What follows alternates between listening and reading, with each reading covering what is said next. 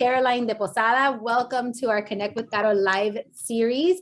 We host these expert series as a way to bring in my friends, people that I admire, people that I know and trust, to share their expertise with you in all things mindset, wellness, and relationships. So welcome everybody for being here. Today's guest is a very, very special guest. Hang on a second. Today's a very special guest. We've got Shannon Allen. Shannon Allen is the creator of Grown and our resident mom on the go. Shannon lives in Miami with her husband, Ray Allen, who is a two-time NBA champion, basketball Hall of Famer, and their 5 children. Grown's restaurant concept evolved from her television show, The Pregame Meal. Hang on one second. Let me make sure that I'm muting everybody here. Can everybody mute themselves, please? There we go. Okay. So her concept evolved from her television show, The Pregame Meal, inspired by 18 years of preparing optimal game day meals for her husband. The show featured professional athletes and chefs preparing healthier versions of tailgate food, which is very appropriate since we just had the Super Bowl, in hopes of inspiring soccer moms and sports fans to embrace a healthier diet and exercise. And the Allens are passionate advocates of finding a cure for type 1 diabetes in honor of their 15-year-old son, Walker. So Shannon, welcome here. I'm so excited to have you. Thanks, Caro. How are you? I'm great. So I'm going to tell you guys a little quick story on Shannon. I have been going to Grown, the restaurant, which is here in South Miami. Now they have a location in Flamingo Point in Miami Beach, but I've been going to the one here in South Miami for years and years and years. I've eaten there, taken my children there, gone on lunch dates there, had business meetings there, worked from my laptop there. Like, I just love that restaurant because it's like my go-to healthy restaurant. But I did not know Shannon personally. I actually met Shannon for the very first time at an event that my friend Candace hosted in Grown at Flamingo Point in Miami Beach. And when I heard her speak, I sat there watching her and I was in awe. And I'm telling you this, Shannon, because I don't know if you even know this, but I was in awe of how you spoke, of how you showed up, of your presence, of your integrity, of your value system. And I said, I just have to have her here to talk to my community because you're amazing. So thank you for giving me a few minutes of your time today. Yeah, thank you for having me on. I'm so honored to be here and to be among your tribe. I mean, it feels really good. So, and I'm glad you tracked me down also, because I've been having like a really couple of crazy couple of weeks. I'm sleep deprived. And so you were really persistent. So thank you for that. So crazy schedule. So, you know, a lot of the women in my community are entrepreneurs, moms, just living these crazy lives. And I am one of them, right? Like, I'm busy and I'm doing all these things. Never have I ever met someone that is as busy as Shannon Allen. I don't know about I mean, this is a woman who is up at 3 a.m., right? Yeah. Up at 3 a.m. She's working all day. She's running a business. She's making time to make meals for her family, which we're going to learn today how on earth she does that. She's taking care of her family. I really honestly have no idea how you do all that you do. And right now, I texted her like an hour ago and she said, I'm at UM. You were like feeding football players today? What were you doing today? Well, we feed the UM Canes football team 5 days a week. So during their spring season. So we're prepping at 3 a.m. That's when we start. And it's not over until like around 12:30. So I tell my husband sometimes like, wow, I put in like a 14 hour day before most people are at their jobs. And then, then there's the restaurant, right? Like then there's the regular Grown business. And then we have events just about every night now on our beach location because it's this gorgeous event space. So then I have nighttime events. And, in between all of that, I'm like everyone else on this call. This is not special or unique to me at all. But I'm picking kids up at school and helping kids with homework and running to boys' basketball games and baritone lessons and all that stuff. And so It's a busy season for me, but I'm not complaining about it because I'm so grateful. You know, I read an article a few weeks ago that 177,000 restaurants went out of business just in the past couple of months because of COVID and the cataclysmic financial situation that restaurants are put in, and then all of the challenges with team members leaving or not wanting to come back to the industry and hospitality. And so the busy part is not a complaint. It's actually like, I'm very grateful to be busy. So you're saying like, how do you get it all done? And the answer is, you know, I do whatever has to be done, which is what everyone on your live and your Zoom call right now does. We just do whatever has to be done. So, you know, I do it with a lot of support from my husband, who is amazing, and family and friends and my team members at Grown. I'm not there alone doing all this stuff every day, obviously. And lots of coffee and prayer. I don't know. That's just what it is. I think it's awesome because a lot of times we carry being busy almost as like a badge of honor, like carrying like it, but in a victim way, right? Like, oh, my life is so crazy and I'm so busy and I'm, you know, and everything's just so hard. And we tend to equate hard and that grind, that, you know, that incredible grind with success.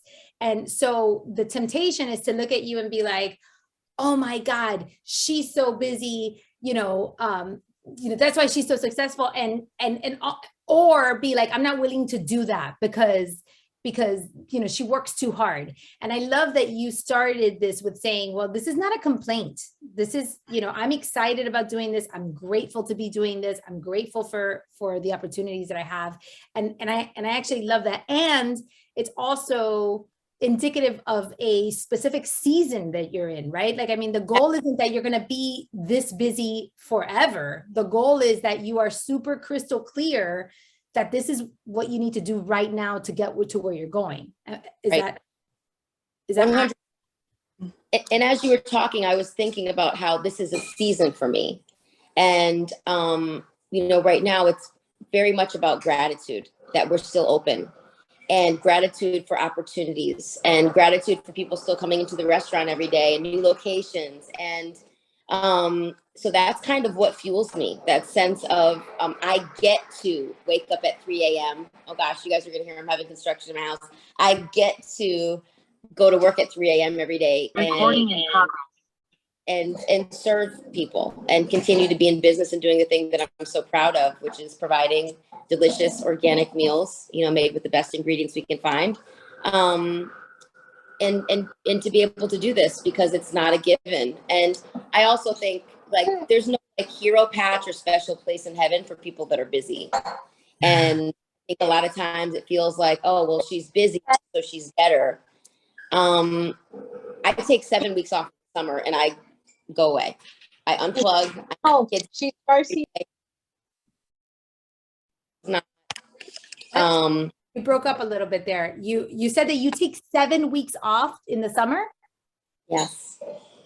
Wow. So this is a work season, but this is not an all the time thing for me. I mean, I do whatever it takes when it needs to be done, but I also realize that everyone needs time to recharge. Everyone needs time to reconnect, to spend time in nature, to spend time with your loved ones, to play with your kids, to go to the beach, to give your mom a hug. I don't want to say that it's balanced because I don't really believe in balance. I think balance is bullshit, but I completely unplug from June until the second week in August. So there's no prize for me that I'm waking up at 3 a.m. right now. This is what I do right now. And for the next 2 months, there's a finish line associated with this grind. And then I'll be back grinding again the second week in August through. But it's necessary for me to be able to have that time to unplug. I love that. I love that. And so everybody, Shannon warned me before we started this call that there is construction going on in her house. So if you hear some noise, this is just indicative of the season she's in, which is she's got stuff going on right now. I love that. I love that. So, wow. That is amazing that you go on vacation for 7 weeks. It's kind of like taking a sabbatical. I just listened today to Amy Porterfield was talking on a podcast about how she's going to restructure her work so that she can go on vacation. And I was thinking about that. It's true. Like we all need an opportunity to recharge. And for different people, for certain entrepreneurs, that recharging happens, a few weeks out of the year. For other people, it happens on the weekend. For other people, it happens after 5 o'clock. And that's okay too, right? Like we don't have to, design what our life looks like based on our circumstances, our job descriptions, our passions.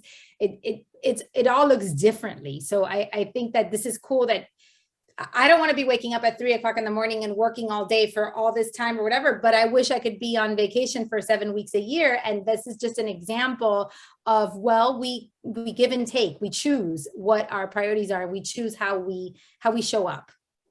Totally. And, I think a lot about like growing up, my mom owned and operated like the #1 independently owned real estate company in Central Connecticut. And she worked 90 hours a week, my mom. So her busiest times were nights and weekends. People would get off of work and they would want to look at houses. They would want to walk land. They would want to negotiate contracts. So like as a young woman, teenager, adult, I've never been out to lunch with my mom.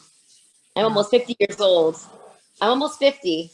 And I've never been out to lunch with my mom. But does that mean that my mom and I haven't spent great time together? Of course we have. We would go to Disney World once a year. She would take us skiing to Vermont, 3 weekends a year. She put us through school. So it was this give and take thing where I knew nights and weekends I wasn't going to see my mom. She wasn't going to be at the dinner table every night. My dad was there doing that. But this was her trade-off. She was a businesswoman. She was an entrepreneur. She paid the bills.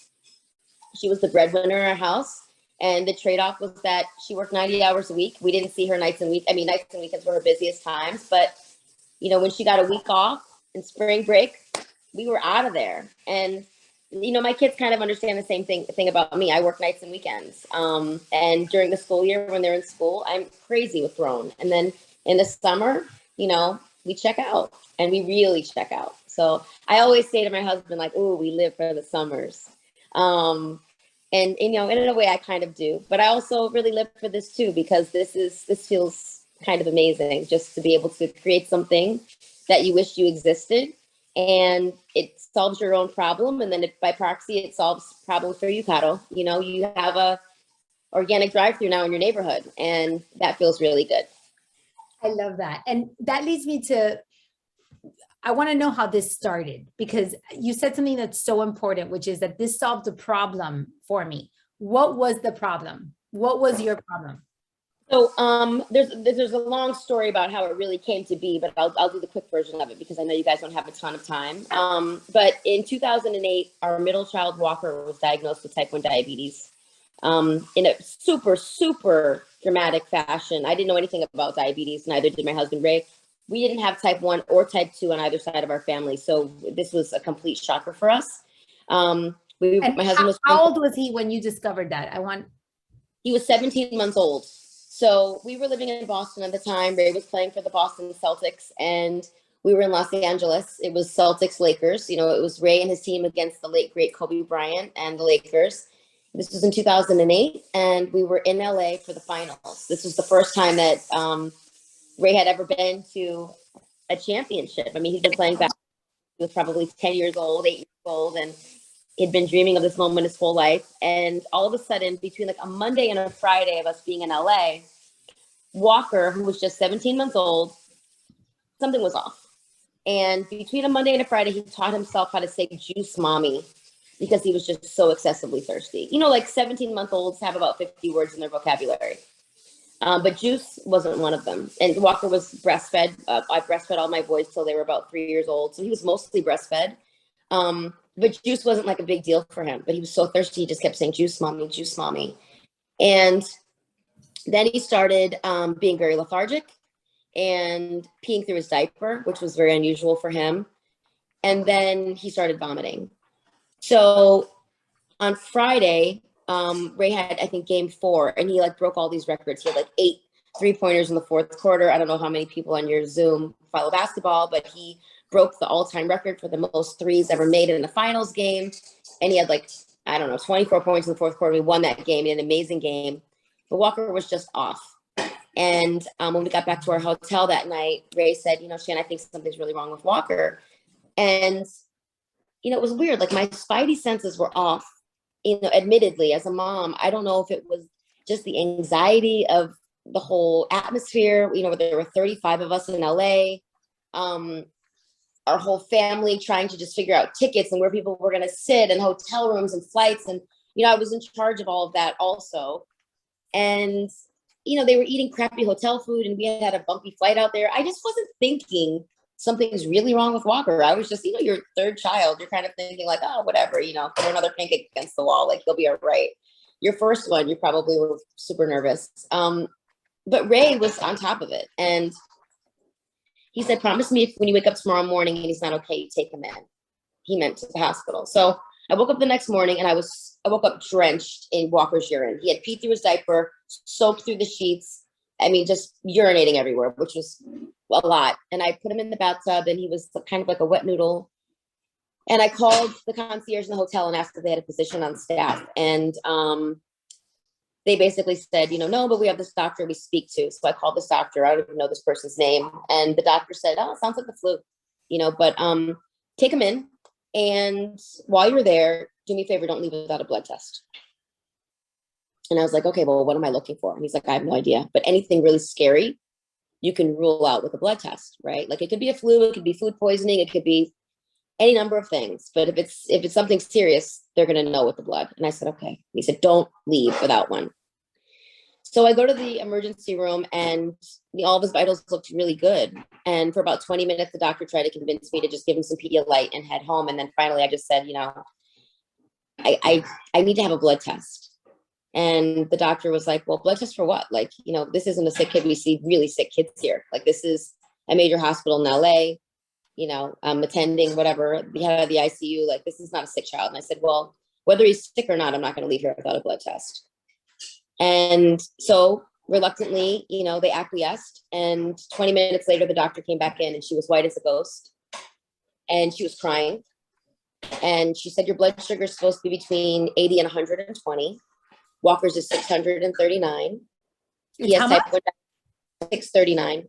639? Did I hear that correctly? 639. Oh my, I've never even heard of that number before. He has type 1 diabetes and he's entered a phase of diabetes called DKA, which is diabetic ketoacidosis. And if he doesn't get insulin soon, you're going to lose him. And that was kind of like the moment that he really changed everything for me. One, I didn't want to claim anything.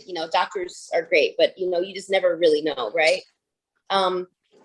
But I just said, I don't know what insulin is. I don't know anything about type 1 diabetes, but I'm not leaving here without my baby. So give me insulin. And then that really became the beginning of our journey. And so can I ask a question before you continue on that? Were you guys health conscious during that time already? Were you already health conscious? You want the thinking about your lentil soup one? Okay. A second, let me mute. Or were you just kind of like just like you ate however you ate and you really paying attention? I mean, well, one, I would say that I always ate pretty well because my dad grew a garden. We always had like fresh fruits and vegetables. He grew an organic garden in our yard. He even grew weed growing up. Like my dad was like this complete hippie. And he was really intentional about growing. So my parents didn't just grow fruits and vegetables. They also canned, which I think a lot of people in the 70s and 80s did. Like I'm sure your parents canned stuff. Like my mom would make raspberry jam and strawberry jam in the wintertime if they were going to make like stumbrado or bolognese sauce or, whatever, chicken bolognese. I don't even know if they wanted a spaghetti sauce or some sort of a beef stew, if they wanted to create a roux. They never went to the grocery store and bought marinara or like cans of tomatoes. They're like, go in the basement and get me a jar of tomatoes because they grew a shit ton of tomatoes, right? I'm laughing because you said, I'm sure your parents can things. And my thought was, I certainly ate from cans, never something that my parents canned themselves. But the only beets I ever had in my life were canned beets, which I later learned had sugar in them, but not because they were growing anything or doing any of that kind of stuff. So no, I cannot relate to you on that one. Well, I grew up in Connecticut. I don't know. A lot of people grew stuff. So, but yeah, so I had I would say relatively healthy eating at home. Okay. But my mom, because she worked in real estate, she owned her own real estate company and she was always busy, working 90 hours a week. A treat for us was to go through the McDonald's drive-thru. Like, why do you think I created an organic drive-thru? Because a drive-thru was a part of my DNA. If my mom could pay all the bills in the house and take us to get a large fry and a small Coke, that was like check one off in the win column for mom, right? Yeah. So there was this kind of duality in my life growing up. I definitely knew about, nutrition was a big deal. And organic food certainly was a big deal. Food that was grown, not made or manufactured, was a big deal. Candace! Hang on a second. Let's make sure that everybody is muted. Can you guys mute yourselves, please, so that we don't interrupt Shannon with this amazing story? Thank you so much. Okay, go ahead. But yeah, I mean, I definitely, and then also cooking for Ray, right? Like Ray was still is this ridiculous athlete, and it required food to get him to his next athletic performance. So I had been kind of learning a lot about food because I really wasn't, when we met, I was like, could boil water and like make tuna fish. I mean, I didn't have that in my bag of tricks as like this culinary person. But I realized that food was really important for him, for his athletic performance and prowess, and to stay healthy over time. So every year I would sit down with like his nutritionist and team nutritionist and figure out like what his BMI was, how was his inflammation level, where was his weight, what did he need for his diet. So yeah, we were thinking about food, but it wasn't the only thing we were thinking about. But Walker's diagnosis changed everything. I mean, we immediately were thrown into this life of advocacy. We became activists and advocates for type 1 diabetes, for research for a cure. We were raising millions of dollars at galas and walks and rides to do anything really to cure for Walker. And the millions living with type 1 diabetes. And that was kind of what I was thinking about. I was thinking about, how do I get a cure for my baby? Like, insulin is the number one sold drug on the planet. There's no other drug that is sold more than insulin. It's a gazillion-dollar a year business. And yet people are always claiming to be raising money for a cure, but that doesn't actually contribute to the bottom line of any of these pharmaceutical companies. So it's very elusive. And that's kind of what I was thinking about. Wow, how can I raise a couple $1 billion? How can I get to the point where I can start helping fund some of these amazing researchers that I know are out there, like the Doug Meltons of the world, that are really looking for the cure? And then one night I was on my way to the grocery store to make dinner, and Walker had an extremely low blood sugar in his car seat. And I pulled over on the side of the road, and he was like 49 and falling. And I realized, shit, I need food from a drive-thru. This grocery store stuff is out the window. So I started looking around the highway, and it was all garbage, Kato. It was like, McDonald's and Burger King and Taco Bell and Wendy's and Dunkin' Donuts and a bunch of stuff that's great, in moderation. That's fine for a once in a while, but that's not your everyday, and certainly not your everyday if you're a 2-year-old that's insulin dependent. And I got really mad. And I felt really frustrated, and I felt very powerless for the first time in probably my life. And I also felt like a failure. I felt like what Walker needed, I couldn't give him. I couldn't get to him fast enough. And I really got emotional for the first time since we found out that he had type 1. And I just drove like a bat out of hell to a friend's restaurant and jumped over the counter and, got him what he needed to make sure that he was safe. Like a couple bowls of chicken tortilla soup and some gluten-free panko and crusted chicken tenders and, whatever was going to get him out of the danger zone.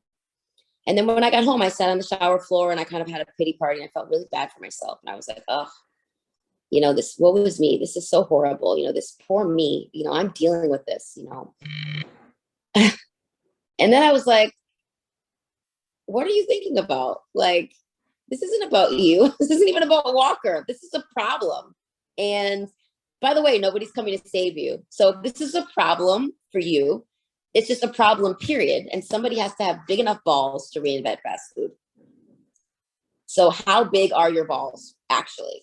Turns out they're pretty big. So I picked up the phone and I called my husband, Ray, who was on like a 21-day road trip. I hadn't seen him since he had big ovaries. Exactly, Daisy.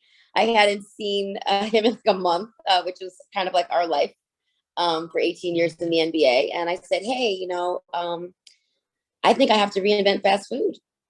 And he was like, really? And I was like, yeah, I've got to figure out something better for us. And he was like, go for it. And that was the day the Grown was born.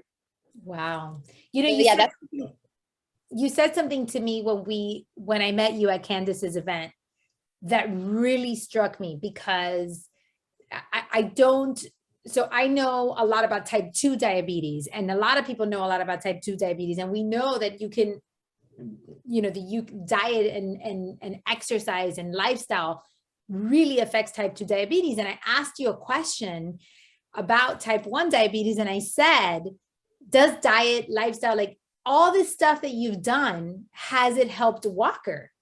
And your response was, you know, not really, because he doesn't produce insulin. There's no cure. So the diet and the lifestyle or whatever, it doesn't really help Walker. And then I asked you another question, and that was, well, then what's all the fuss about? Why'd you create Grown if you can't even help the cause of the person who inspired you to do this? And what was your response?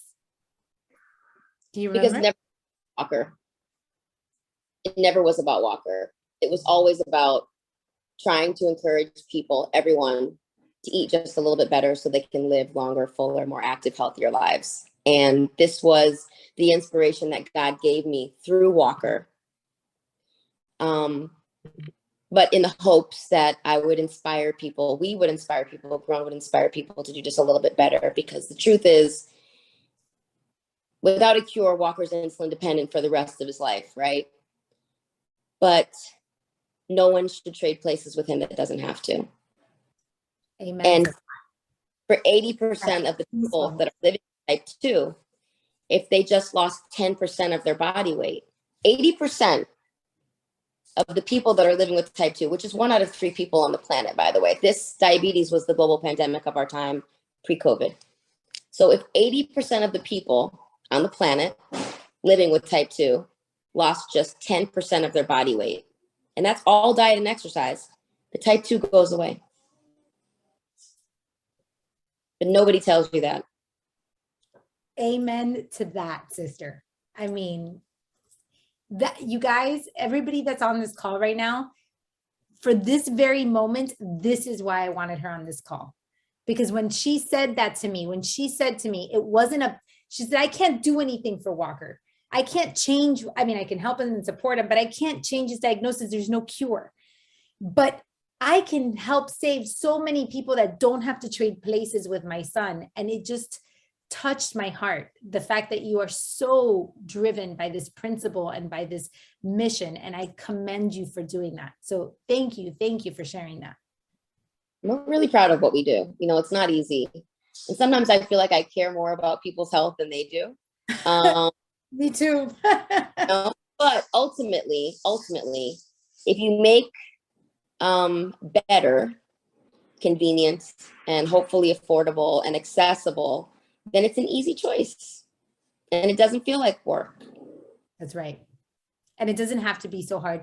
So here's a question for you, because you are, and I see you on Instagram now, making all these meals and doing all this stuff. And it surprises me, because you're up at 3 a.m. and you're doing, you know, you're working for this business, and yeah, you're building this family, but you're not like giving your kids drive through every day. Like, you're at home cooking and making food. Like, how and why do you make time for that? Like, why do you participate so much in actively feeding your family? I'm super curious about that. I mean, I think it's kind of like, well, one, I grew up around a family table. My mom was working 90 hours a week, but my dad always made dinner. So I have that was in my bag of tricks anyway. And I feel like because we are so busy as a family, and because Ray always traveled, I didn't want it to be like, oh, well, dad's on a long road trip, so I'm just going to phone it in every night. Oh, we definitely, you know, have pizza one night a week, or sushi, or go out, you know, have some takeout, and definitely Grown at least one night a week. But I didn't want my kids to feel like, well, we only use the good dishes when dad's home, or mom only cooks when dad's home. You know, I wanted them to feel like, well, this is really important to me, that we do this thing around the table and reconnect with each other, especially with all the screen time and all the sports that they play and all the extracurricular activities they have. Sitting around a family dinner table, if you can do it, might be the only time you have in your day to actually look at your spouse and look at your kids in the face and ask them about their day and like hear their laughter and like what's going on in their lives and like how they talk to each other and tease each other. I so look forward to that time with them every night. We always sit down as a family. No matter what it is, even if it is pizza, we sit down as a family and we eat. But the other thing is, selfishly, the making of the meals for me is kind of like charitable giving. Like, how people say like, oh, it's so great when you give, but it's actually very selfish because you feel amazing when you're giving. It's like this weird thing. It's like you want to do things for people because you know that people need and there's so much need in the world. So you want to donate your time. But then you always walk away feeling like this larger than life thing. And you almost feel guilty about it, right? For me, the cooking of the meals is therapy. It's creation energy. So before I was reinventing fast food, I was a singer and an actress. I'm a songwriter. So the creating of songs is very similar to how I feel about how I created Grown. Like Grown is a love song about what I wish the fast food experience could be. And when I make meals at night for my family, it's the same exact energy. It's creation energy that comes from the universe. So I'm in the kitchen. No one is in the kitchen with me. It is like peaceful, vibey. I've got my music on. I've got candles lit. It's dimly lit. If you watch my Instagram stories, it's not like bright, like you're in a gynecologist's office. It's not like a traditional lighting setting for a kitchen. It's like a vibe. And I am creating. I'm just throwing shit together with love, with my heart. And that rocking of the knife for me is literally like therapy. Like it's my self-care, selfishly. And then there's a reward at the end of it because my kids tell me how great it is. So, and I also ask them how great it is because that's me being like a lunatic. But I don't know. I just kind of love it. And I don't always love it. Sometimes I don't have the energy for it. I'm exhausted. But most days I love it. It's my favorite expression of love to feed my children and my husband. Wow. That is but amazing. It's not anybody, and it's not like there's no judgment there. Like, again, if cooking isn't your thing, who gives a shit? I don't like doing laundry, like I don't like doing math homework. There's things I don't enjoy. No, but I will say this. How you frame things, the perspective with which you look at things changes everything. So the fact that you approach cooking as creation, storytelling, self-care, an opportunity to nourish your children, connection, relationships, the fact that you're framing it in that perspective brings it more joy as opposed to something else I have to do, another chore. I'm running late. My kids aren't going to eat it anyway. I don't even know how to make a healthy recipe. So if you have to cook anyway, right? And granted, no judgment. I don't cook I cook sometimes, but that's not like my number one role. My husband's the one that cooks most of the time. So I cook once in a while. So there's no judgment on whether you cook or you're not, or you don't cook or whatever. But if you have to do it anyway, why not frame it with those glasses? Why not approach it from, this is my opportunity to nourish my family. This is my opportunity to connect. This is my opportunity to put some nice music. This is my opportunity to light a candle. This is my opportunity to feed my soul, to nourish my body. By doing that, by framing it that way, you do what we've been talking about, which is taking away that it's so hard mentality, victim, sacrifice, and making it something that you're grateful for, something that you get to do, as opposed to something that you have to do. So I challenge the people on this call, whether you're a cook or not, to take that in, to take that. It's not really about whether you enjoy cooking or not. It's more about the perspective. How are you going to approach living healthy or making better choices, or, et cetera, et cetera, et cetera. I think it's amazing. I think, Kato, also, thank you. But I also think that part of the reason why Grown really works and why it really works for me in my life is because I need it in my own life. I need it. My mom needed it. Her only option was McDonald's and Burger King. Just about every woman I know and a lot of men I know are busy working parents. And there's a lot of guilt associated with the stigmas of fast food. So one of our slogans is eliminating mom guilt. You're welcome, because we have enough things to feel bad about, not making it on time to our child's, performance, skipping the parent teacher conference, forgetting to decorate their Valentine's Day bag, not signing that paper they needed to sign for their field trip, whatever. There's so many of those things, that being the one parent that didn't show up for room mom or what have you, like dinner shouldn't be one of them. And so if you can work all day long and pick your kids up on time, which is great, but you happen to have a to-go bag in your back seat and it's like salmon and Brussels sprouts and sweet mash, okay, great. Who gives a shit that you got it out of a drive-through window? Like, you're having a great dinner. I don't know. I mean, I feel really good about that. I never feel guilty when my kids have grown for dinner. Never. I'm like, guess what we're having for dinner tonight? They all know what they like. They all know what they want. Even when I'm home, when I'm at work on Sundays, I work Sunday brunch at the restaurant, the South Miami location. When I'm at work, I see my kids' DoorDash, Grubhub, Uber Eats, Postmates orders coming through for them to get grown delivered home. And I'll hear like salmon, rice, and corn. And I'm like, that's Whiston. That's my 10-year-old ordering grown. Thanks, Daisy. She likes the salmon burger. But yeah, like I can The salmon burger. order it when, even when I'm not around, like prodding them. I love that. I love that. So do you find it difficult for all of your kids to eat healthy, or is that something that none of your kids give you a hard time? I mean, every child five of them, so we have so many options to choose from, like one out of the five. Is anybody a picky eater in your house? I one thing I think I told you this when we met for the first time, is that I never used the word healthy, because healthy is so subjective. And, I had a really bad argument with my dad when Walker was first diagnosed. Kato, I think I told you this. Dad came in the house, after Walker being diagnosed, and he opened my refrigerator to get like a beer or something and was like, oh my God, why do you have Sprite in the house? Why do you have orange juice in the house? I can't believe you got chocolate chip cookies. This kid's got diabetes. And I was like, Dad, you're a school teacher. Have you read anything about type 1 diabetes since Walker's diagnosis? I'm so curious. And he was like, what are you talking about? And I'm like, Walker's diagnosis with type 1 has nothing to do with diet and exercise. His body doesn't make insulin like yours does. He needs insulin for the food that he's going to ingest. But by the way, at 4:00 in the morning, when his blood sugar is 50 and falling, all he needs is something crazy sweet with bubbles to get him away from a diabetic coma. So please don't go in my refrigerator and tell me what's healthy for Walker and you haven't done any research.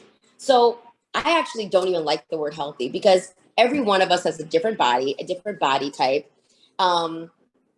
We have different, epigenetics. We're culturally diverse. We all have different food sensitivities and needs and wants and desires and predispositions. And a lot of us have pre-existing conditions. And so it's not for me to determine what's healthy for someone. What my job is to provide the best, most delicious, single ingredient, nutrient dense foods made with organic ingredients that the market has to offer. And you can make a decision on what's healthy for you and your family. But we don't even use the word healthy in our marketing. But as far as my kids go, yes, I do have some picky eaters. My oldest son doesn't eat any vegetables. He'll eat a little bit of asparagus and maybe broccoli. He does like sweet potatoes. Sweet potatoes are considered a vegetable, not a starch. But he's just, he loves carbs. He's a carb guy. And it's fine. He's perfectly healthy. He doesn't have any, nutrient deficiencies. It's just where he is in his life. It's going to change. When he was a baby, all he wanted was fruits and vegetables. He's just not there right now. Everybody else eats pretty much everything. But yeah, I've got one that he doesn't eat vegetables. Like, I mean, you put salad on his plate and he's like, Mom, like this is not happening. It's just not. Well, I think it's great. And I agree with you. And oftentimes we talk about like people always ask me, like, are you vegan or are you paleo or are you keto? And I never label myself with any of those diet styles or whatever, because I eat a little bit of a lot of things, right? Including bad, like the things that I consider to be unhealthy, like pizza or chocolate chip cookies or whatever from time to time. So I don't categorize myself like as a vegan, as a this or that, and vegans work for some people, and a keto diet works for others, and it just depends on who you are and all that other stuff. So I agree with you 100%. And I think it's also really great that you haven't let Walker's diagnosis make you too judgmental as to how your other kids eat. Like, you try to give them good ingredients or whatever, but it doesn't seem like you're on them for eating a certain way just because Walker is no type 1 diabetic. I mean, listen, we always have fruit. I mean, we always have fruit on our counter. I mean, I'm hoping that they're always going to go for the fruit first. The fruit's on the counter all day long, and they'll go for the fruit first because it's there. But yeah, do we have gluten-free Oreos in our house? Yes. Do we have tortilla chips? Of course. For a special treat, do they want cupcakes and, whatever, Halloween candy? And of course, they're kids, and they should be able to experience all of that. I don't want them to develop bad relationships with food. I really worry about that. I know so many people that have bad relationships with food. I much prefer for them to eat intentionally, to eat when they're hungry, right? And also, I think it's also really important to not count calories, instead to count chemicals. That's kind of my deal.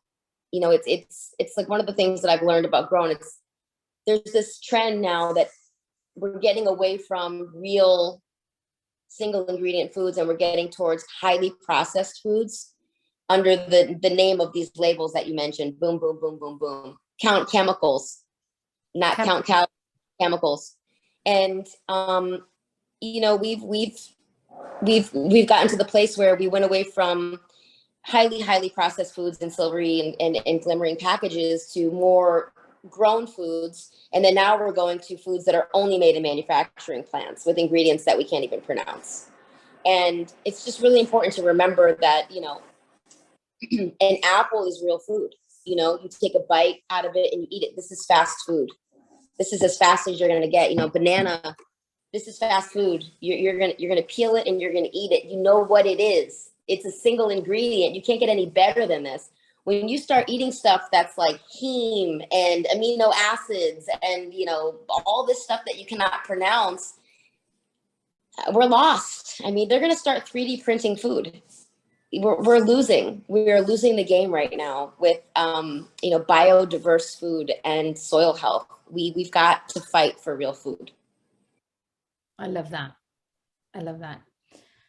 My last question, because I know your time is limited and very, very valuable, is with all that you're doing, your purpose, your mission, everything that you're doing, working so hard, how do you take care of yourself?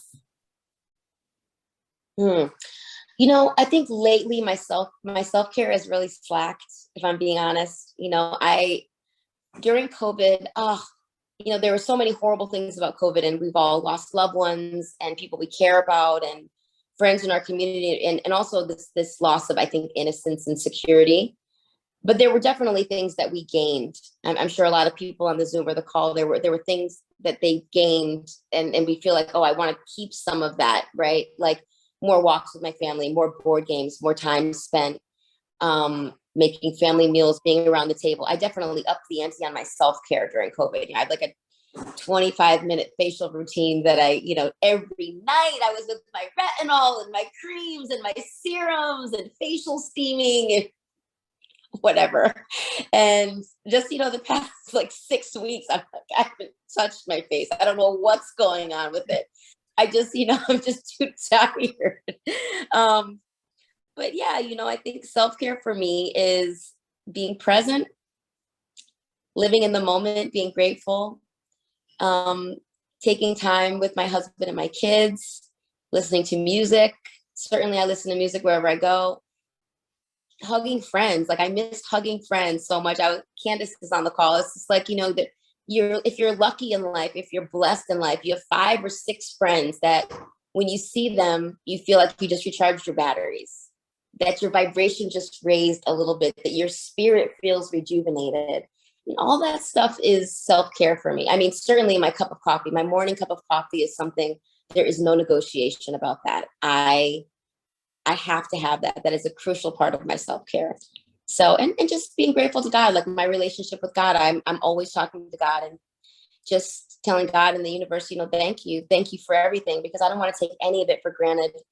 I really don't. Even the hard stuff, even the tough stuff. I still want to rejoice in that because we're alive and we lost so many people the last 24, 36 months. Life is so fragile and precious. Wow. It's beautiful.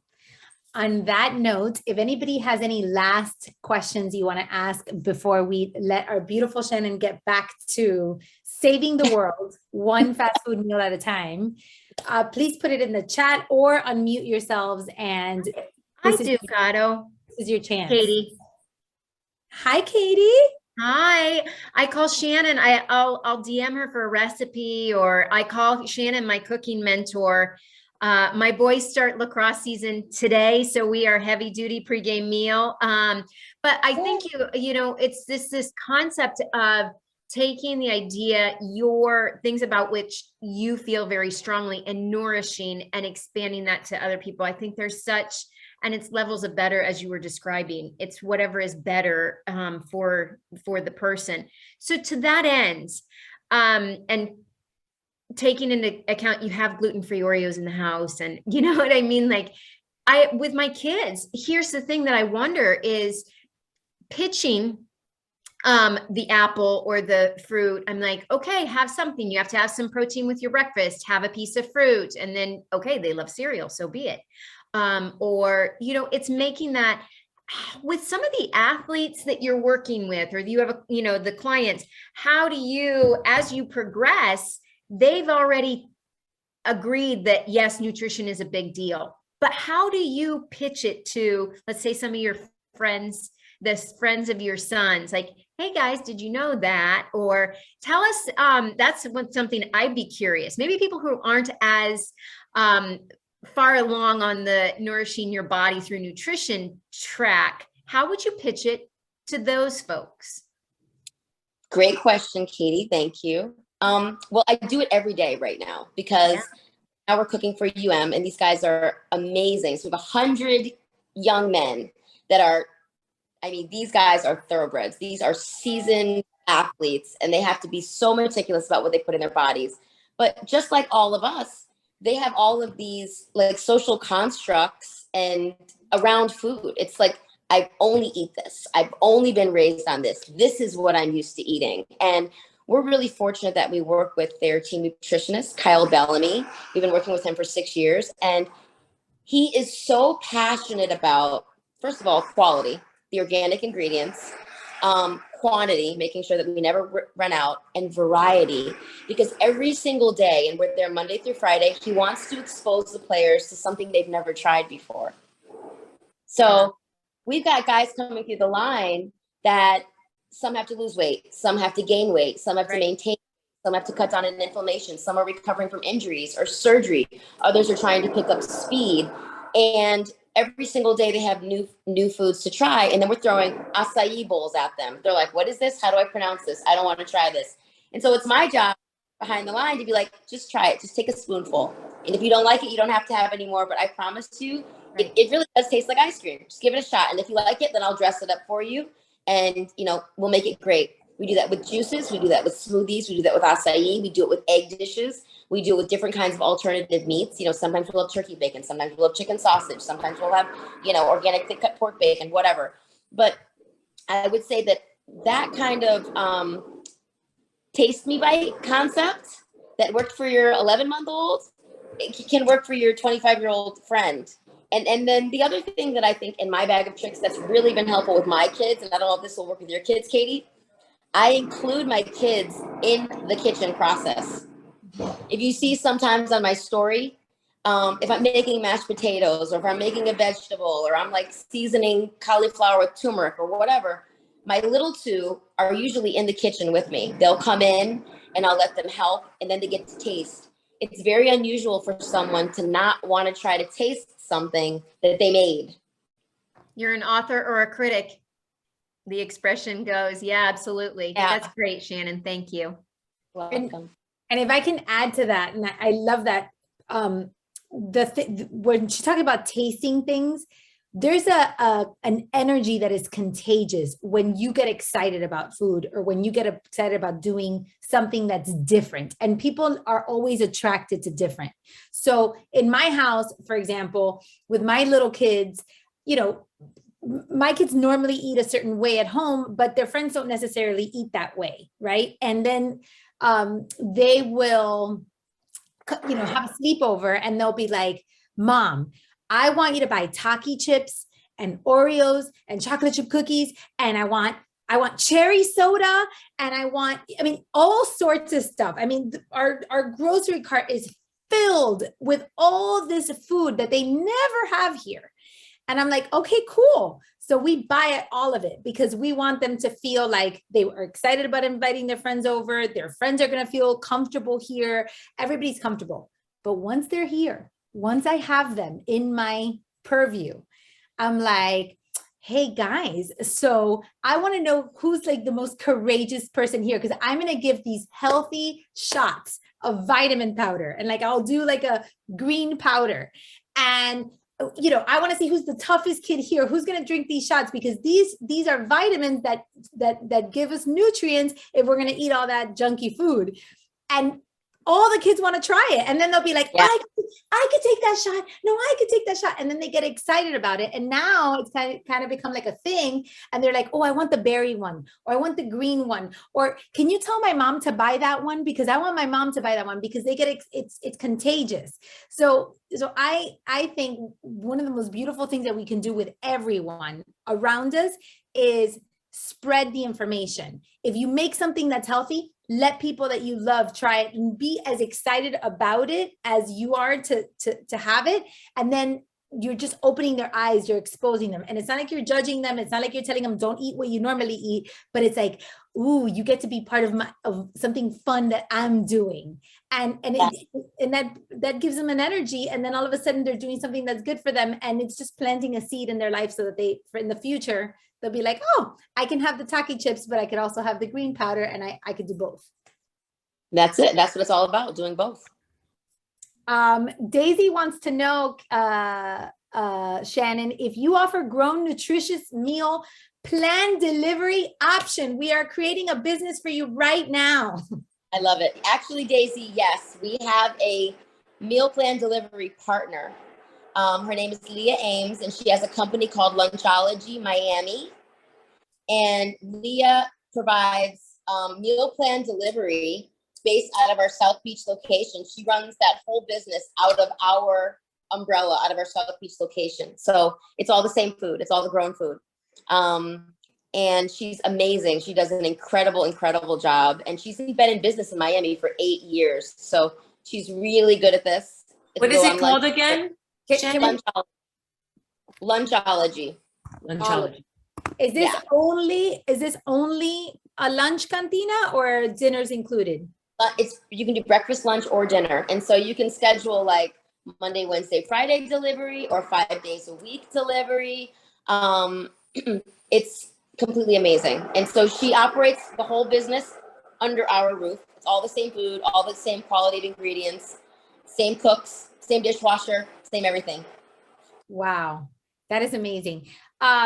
For anyone that wants to follow our amazing Shannon Allen, so you can get tips on her beautiful meals and her frat house that she has going on, and all her pregame meals. Can you tell us what your Instagram handle is, so that we get, it's Swacker Will, but right?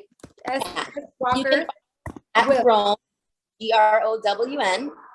And then our comfort food, our organic version of Southern inspired soul food is at grown_Southern. And then my personal Kato just put up for me, that's S Walker Will. I need to change that. I don't know why. I've been going by my maiden name for like 20 years. So it used to be my old email address, and I kept it. But S Walker Will with just one L at the end. Yeah. So go to Easy. Grown, order your fast food from there. I personally love the acai bowls because she puts cacao nibs and it's the thing. I love her salmon burgers. Follow her on Instagram and stay in touch with her because she's changing the world. So you want to make sure that you're paying attention. Awesome. Caro, thank you so much. This has been so fun. And whenever you're at the beach, go to the one at the beach. It's so beautiful. Oh my God. Wow. And like you could do workshops and things there. Yes. I'm thinking and- about what workshop I'm going to do so that I can go there. Yes. Please do. Yes. we've been having an event every night this week. Seriously, every night this week. I'm not kidding. And we've had live music. We've had vegan soul festivals. Tabitha Brown, the amazing vegan food blogger that's got like a gazillion followers on TikTok. She came. We did 2 Galentine Days event. One with the founder of Eat Me Guilt Free, Christy Besu. She's amazing. Another one that was like just some friends getting together. We have some yoga coming up. We have some women's events coming up in March. So, and we have a Supper Club Sunday coming up. You guys can actually come to that. It's a Chef Richard Ingram, who's a celebrity chef, is doing a Supper Club Sunday. So come join us. Caro, thank you so much for inviting me to come on and speak to your tribe. I'm so grateful. Thank you. You're amazing. Thank you. Thank you. So if whatever event you want us to share with our community, please send it my way so that I can pass it on and make sure that people get excited about coming and go and support you and join you. And I went to that Flamingo Point location and I was blown away by it. So you and I need to have a little talk about that, but you've been so busy. I've been trying to track you down on that one. So I hope to collaborate with you much more in the future because you are amazing. So thank you so much, Shannon. Thank you so much. Thank you guys so much for spending an hour with me. All right, everybody. Take care. God bless.